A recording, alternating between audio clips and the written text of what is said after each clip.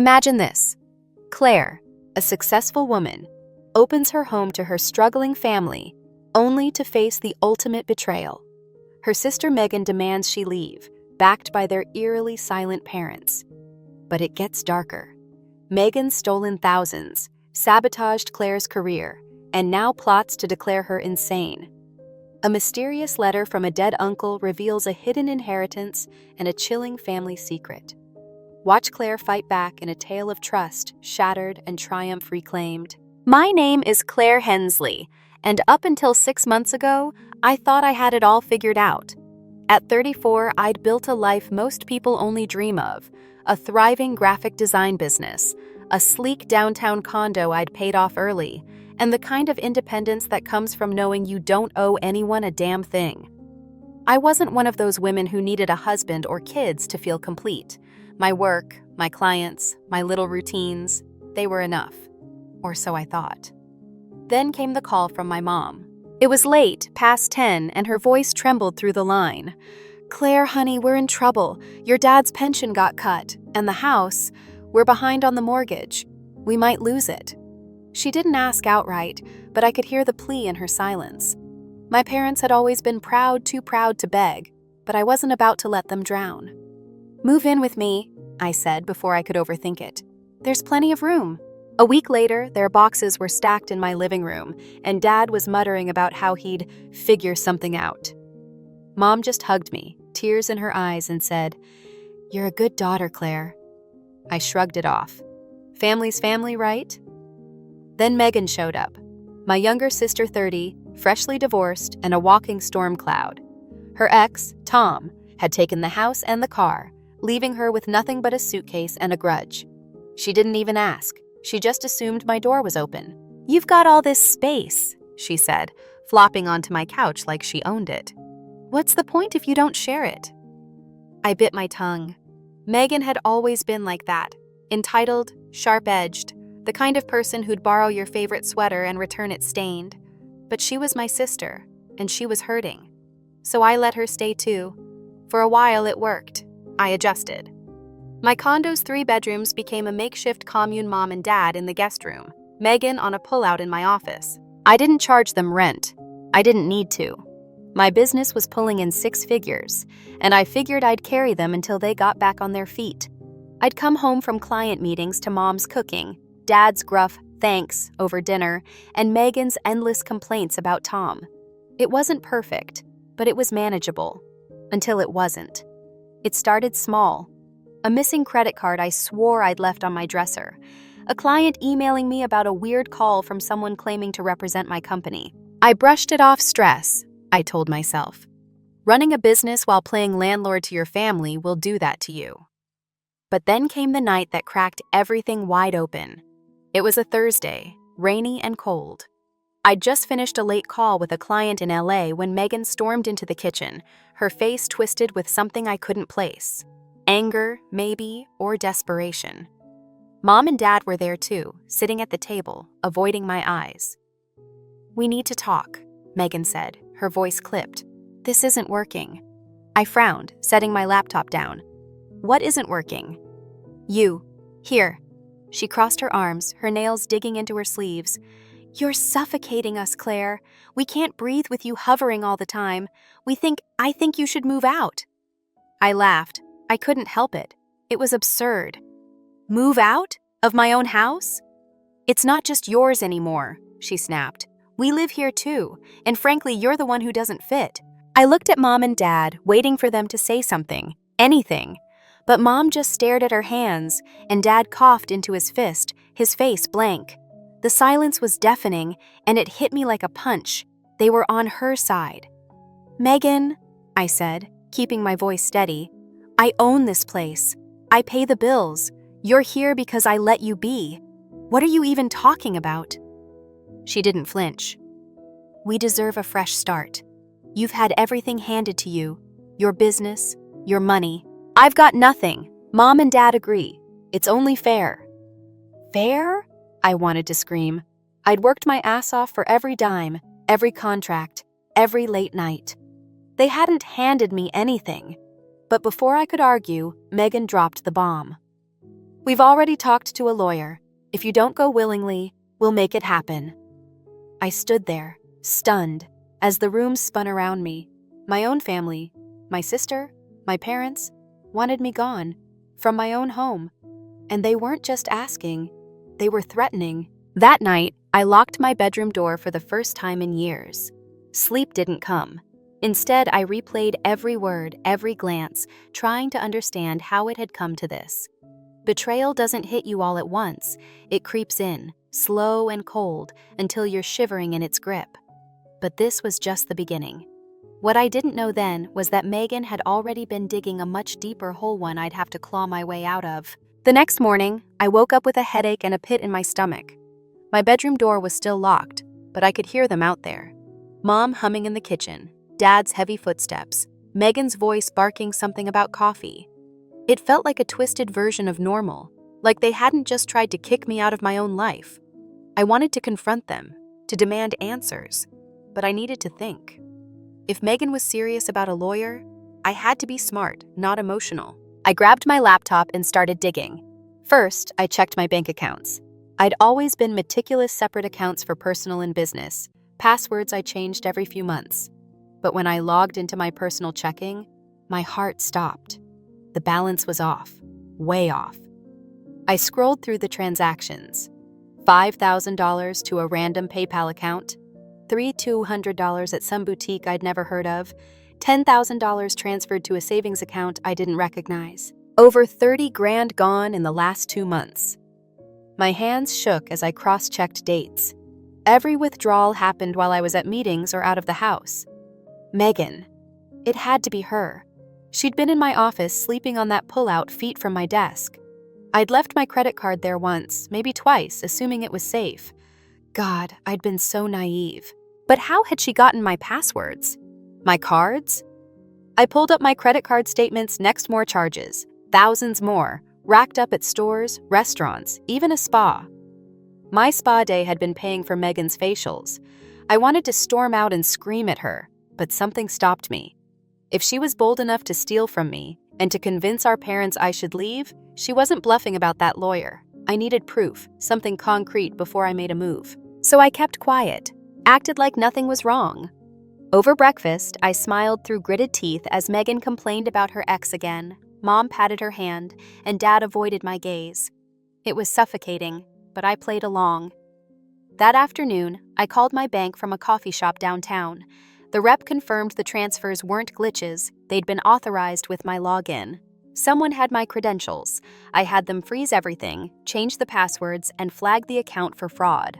Then I checked my business email, and that's when the real bomb dropped.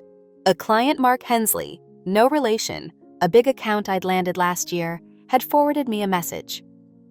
Claire, it read, I got a call from your assistant yesterday. She said you were stepping back and I should deal with her directly. What's going on? My assistant? I didn't have an assistant. Another email from a smaller client. Your rep reached out about a rate increase. I'm confused. Thought we locked in a contract? My stomach twisted. Megan wasn't just stealing my money, she was sabotaging my career.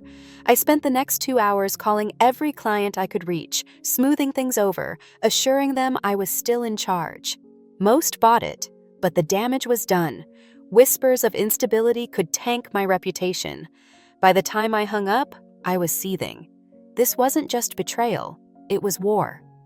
That night, I stayed late at the coffee shop, digging deeper.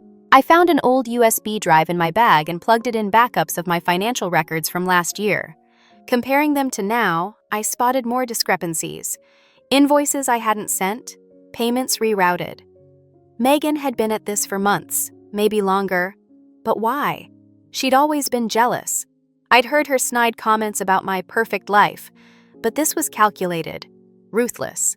Then came the knockout punch. Back home, I was in my office, pretending to work, when I overheard Megan on the phone in the hall. Yeah, she's cracking, she said, her voice low. We'll push the psych eval next week. Mom's on board, Dad'll cave. Once she's out, it's ours. I froze. A psych eval? They were going to claim I was unstable, mentally unfit to take everything. My house, my business, my savings, and my own parents were in on it. I didn't sleep that night either. Anger kept me awake, but so did fear. I was cornered in my own home, surrounded by people I couldn't trust. I needed a way out, a lifeline. And then, like some cosmic twist of fate, it arrived. The next morning, a letter slid under my door. Not mail, someone had hand-delivered it. The envelope was yellowed, stamped with my name in a familiar scrawl. Uncle Greg, my dad's brother, dead 2 years now from a heart attack. I hadn't seen him much growing up.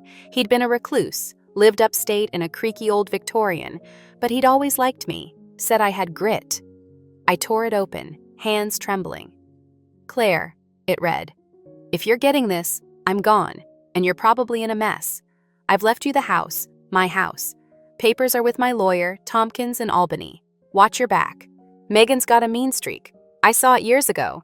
And there's something about Jonathan you should know. Dig deep, kid. You're tougher than they think.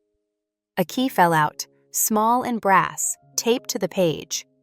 Jonathan, my brother. Dead at 19, a car accident when I was 15. I hadn't thought about him in years. It hurt too much. What did he have to do with this? And the house Greg's Victorian, worth a fortune if I remembered right. It was a lifeline, yes, but also a mystery. Megan didn't know. Neither did Mom or Dad. For the first time in days, I felt a spark of hope. I slipped the letter into my bag and made a plan. I'd fight back, but not yet. First, I'd gather evidence, find out what Megan was hiding, and figure out what Uncle Greg meant about Jonathan. They thought they had me beaten. They were wrong. The key from Uncle Greg's letter felt heavy in my pocket as I sat at my desk the next morning, pretending to work. Megan was in the kitchen, laughing with Mom like nothing had happened, while Dad flipped through the paper. It was surreal, my family plotting against me, and me plotting right back, all under the same roof. But I had an edge now. They didn't know about the house, the letter, or the fact that I was onto them. I just had to play it cool and dig deeper. First, I needed evidence of Megan's theft. I couldn't confront her yet, not without proof that would hold up if this went legal. I started with my laptop, logging into a cloud backup I hadn't touched in months. Bingo screenshots of my bank statements from before the withdrawals began. I compared them to the current mess, dates, amounts, even IP addresses from the logins. One stood out, a transfer made from my own Wi-Fi while I'd been at a client's office. Megan had used my network, my trust, to rob me blind. Next, I called my bank again, this time from a burner app on my phone so it wouldn't show on our shared plan. I asked for a full audit every transaction, every login, flagged and traced. The rep hesitated, but I pushed. Someone's stealing from me, I said, voice low. I need this yesterday. She promised a report in 48 hours. It wasn't fast enough, but it was a start. Then there was the business sabotage. I emailed Mark Hensley back, playing dumb. Sorry for the confusion, must have been a mix-up. No assistant here. Can you send me what she said? He replied within the hour, a forwarded voicemail transcript. Hi Mark, this is Megan from Claire's team. She's taking a step back, personal stuff. I'll be your point person now. Call me at... Her cell number. My sister's voice, impersonating my life. I saved it, forwarded it to a private folder. Evidence was piling up, but I needed more to nail her. That afternoon, I slipped out, claiming a client meeting. Instead, I drove to a storage unit I'd rented years ago, old files, tax records, stuff I hadn't touched since moving into the condo. If Megan had been at this longer than I thought, there might be clues buried in my past. I hauled out a box labeled 2019 and started flipping through bank statements. Halfway down, I found it. A $2,000 withdrawal I didn't remember, dated 3 months before Megan moved in.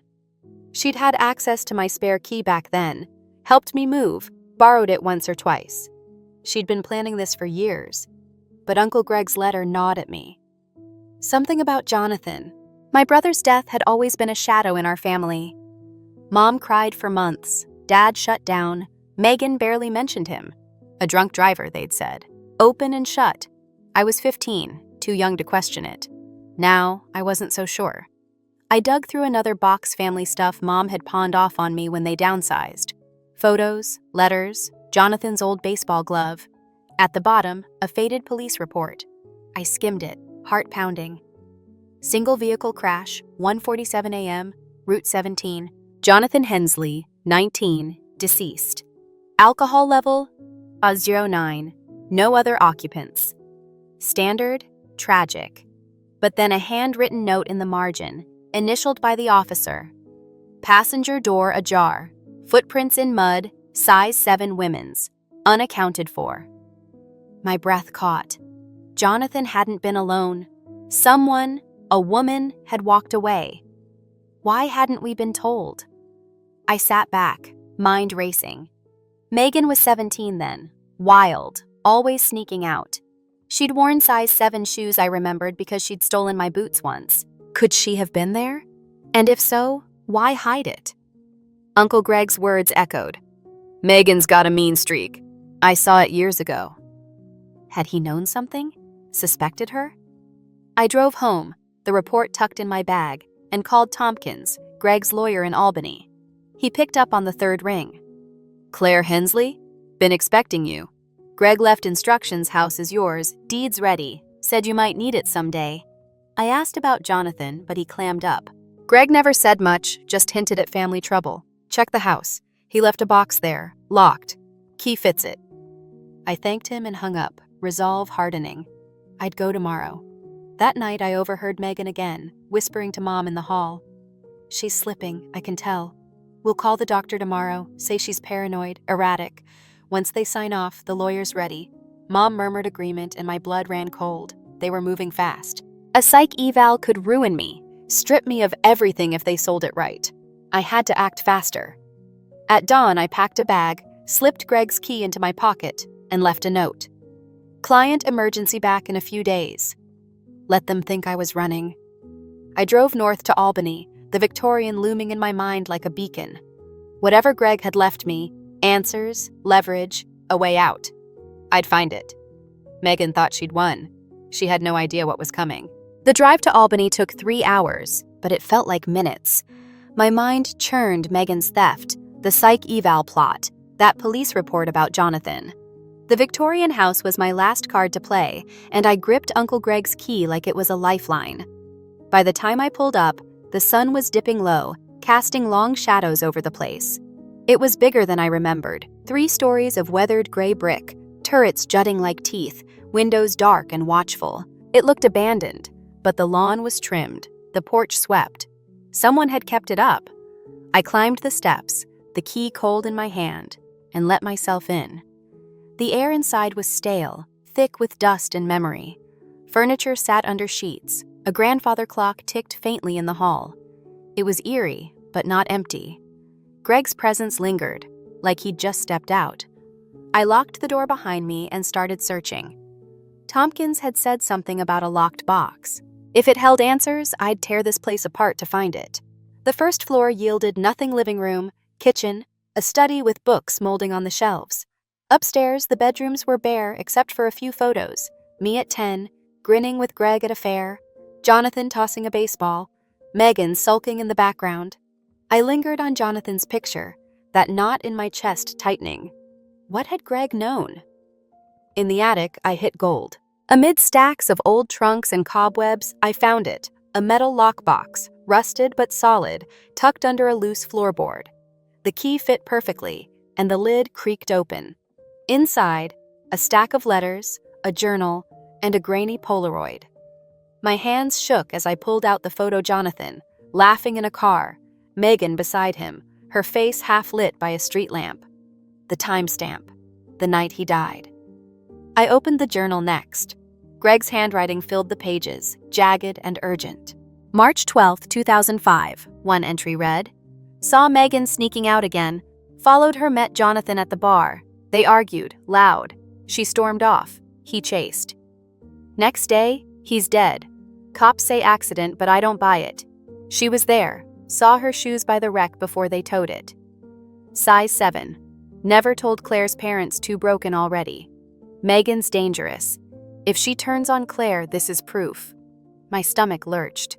Megan had been with Jonathan that night. The footprints, the ajar door. She'd walked away and let him take the blame. Had she pushed him to drive? Fought him into a ditch? Greg thought so, and he'd kept quiet to spare Mom and Dad. But he'd left this for me, a weapon wrapped in warning. The letters were next correspondence between Greg and a PI he'd hired years later. Confirmed. Megan Hensley at scene. Witness saw a girl matching her description running from crash. No charges filed, family pressure, lack of evidence. Another. She's manipulative. Watch your niece. The PI had dug up more petty thefts, lies, a pattern stretching back to her teens. Greg had suspected she'd come for me eventually. He'd been right. I sat there, attic dust settling around me, piecing it together. Megan hadn't just stolen my money or sabotaged my career. She'd killed our brother, or at least let him die, and built her life on that lie. Now she was using Mom and Dad to bury me too. The psych eval wasn't just about my assets. It was about silencing me, keeping her secret buried. But I had the truth now, and I wasn't going down without a fight. My phone buzzed. An email from the bank. The audit was in. Transactions traced to Megan's IP, her burner phone linked to the PayPal account. I forwarded it to myself, then called Tompkins. "I've got the house," I said. "And evidence. My sister's trying to ruin me. Legal advice?" He didn't hesitate. "File a police report. Fraud, identity theft, coercion. Get a restraining order. I'll handle the inheritance. House is yours, clean. Stay safe." I hung up, adrenaline surging. Back home, Megan was probably spinning her web, convincing some doctor I'd lost it. But I had the journal, the photo, the bank records enough to expose her.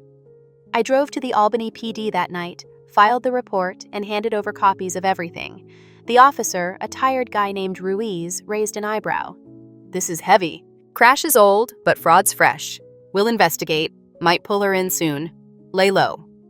Lay low? Not a chance. I checked into a motel, then called a friend, Lila, a tech whiz from my college days. "I need dirt on my sister," I said. "Deep dive, fast." She delivered by morning. Megan's divorce wasn't clean. Tom had caught her draining their joint account. She dodged jail by playing victim. A pattern. Lila also found posts on ex-Megan bragging about taking what's mine under a fake name. Sloppy. I had enough. I drove back to the condo at dawn, evidence in hand. Megan smirked when I walked in. "Back so soon?" We were worried.